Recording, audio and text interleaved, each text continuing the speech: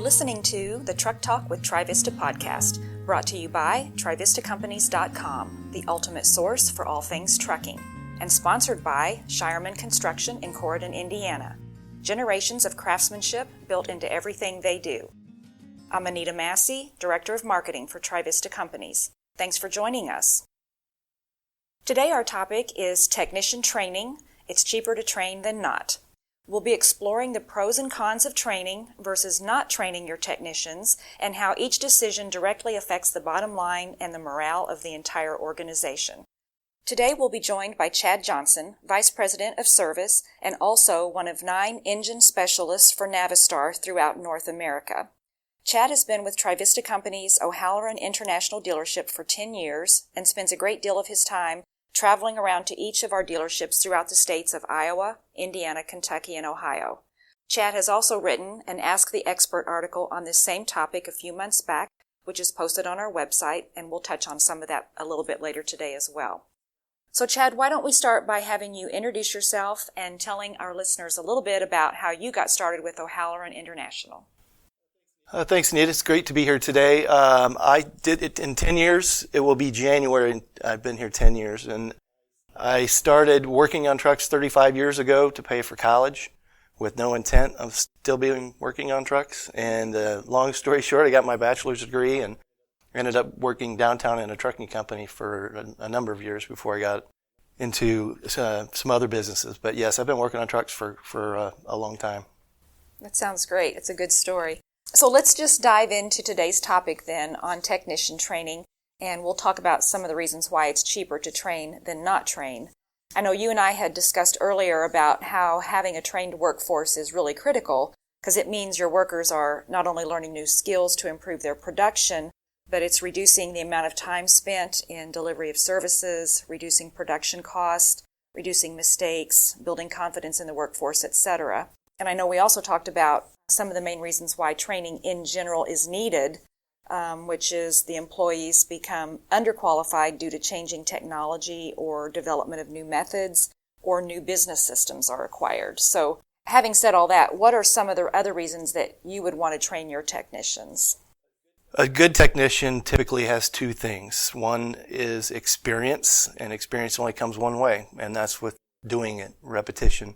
The other is the training side, and some people just have a natural aptitude to that career, and they aren't as dependent on that training as other people are. So you have to figure out that right person to invest that training in. But if you have both of those, the training and the experience, you'll be able to repair things much more quickly. So you're more efficient of a tech, and that helps us from customer satisfaction. It helps us from a revenue standpoint.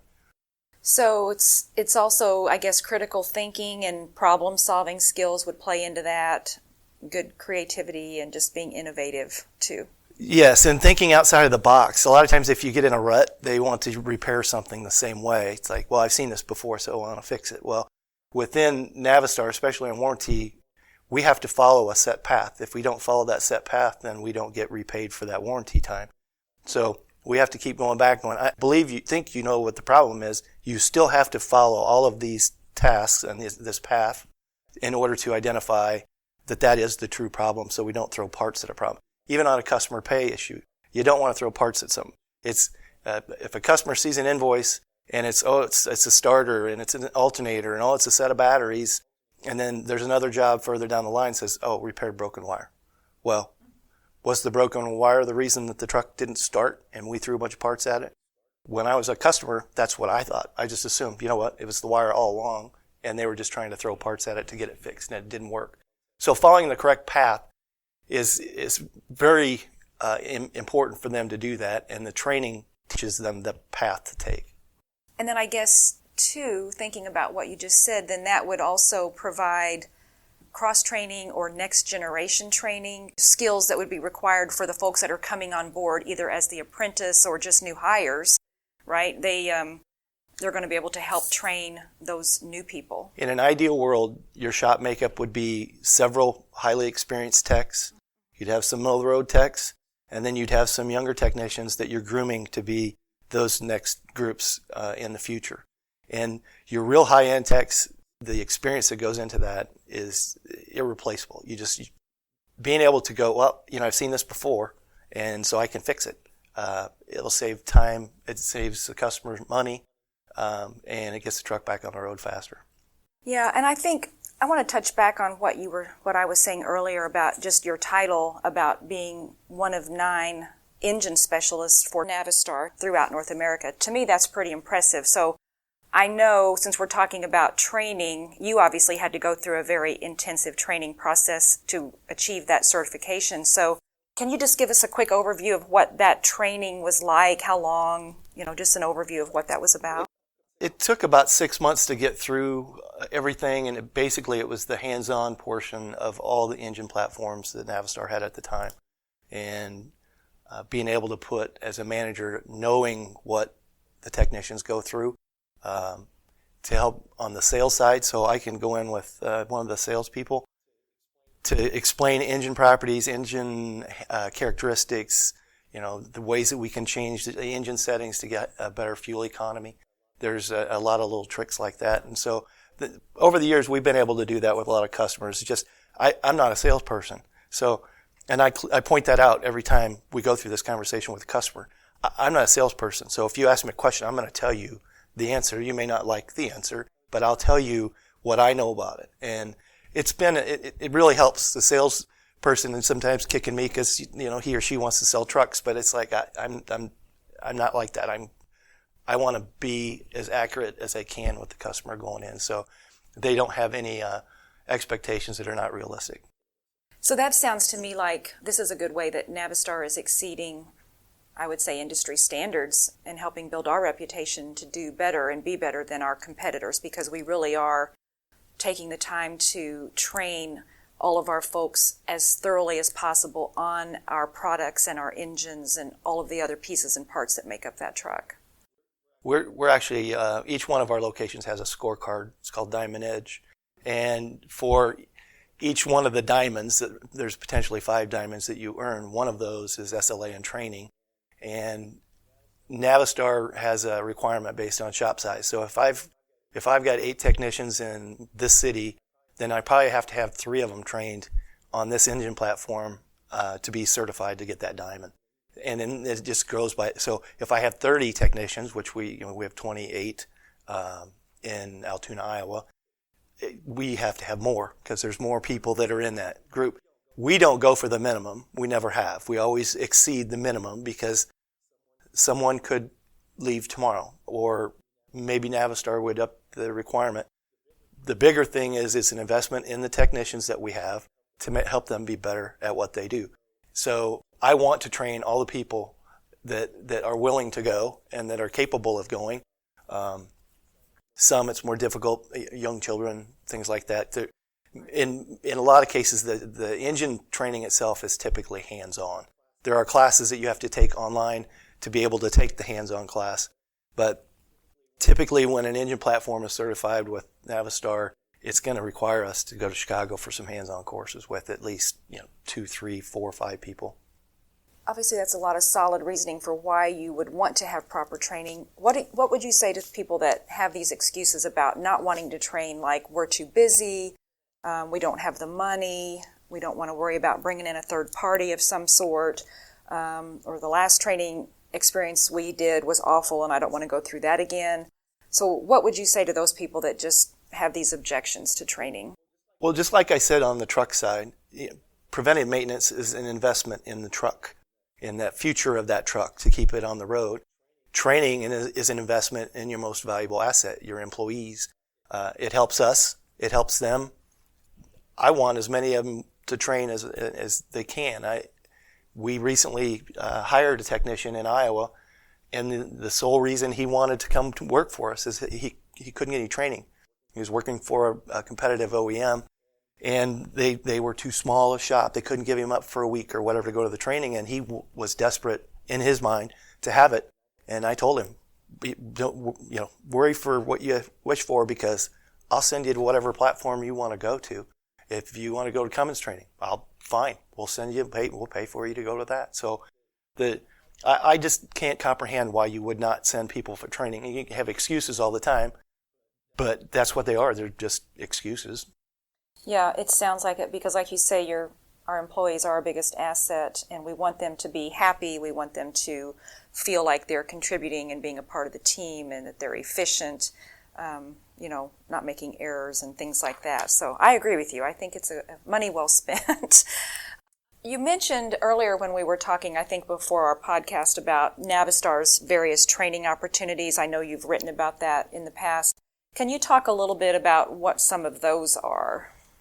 There are 16 categories on the technician side, and each one of those categories has classes underneath it. Some have more than others.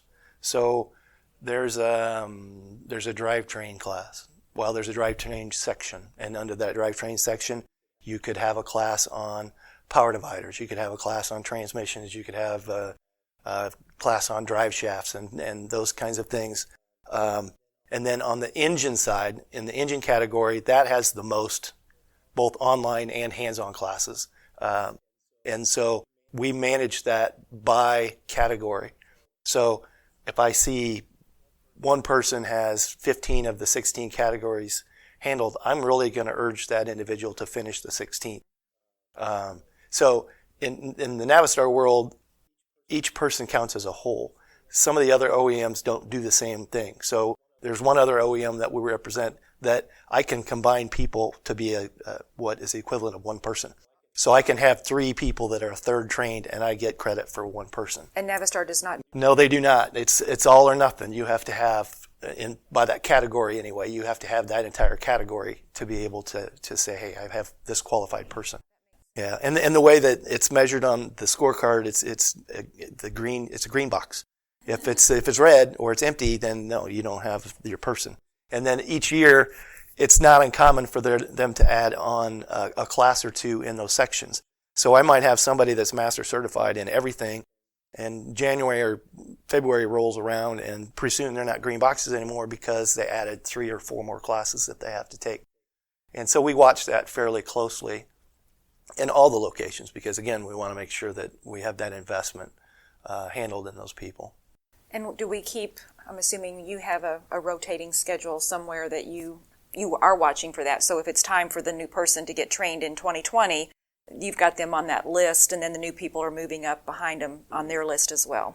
Yes, and then I've got, I'm pretty good friends with our CSE, our Navistar rep, and he watches for empty classes for me, or openings in classes that are upcoming. And when he sends me those, I send them out to all of the shops saying, hey, there's a hands-on class for, the A26 next week in Woodridge if you have somebody that you can send. And so we've been able to take advantage of some of those last-minute opportunities too. The engine classes fill up fairly quickly. When we come out with a new engine, either platform or a new something significantly different that we have to have somebody do hands-on for, those classes usually get front-loaded because everybody wants to get their people in and get it done.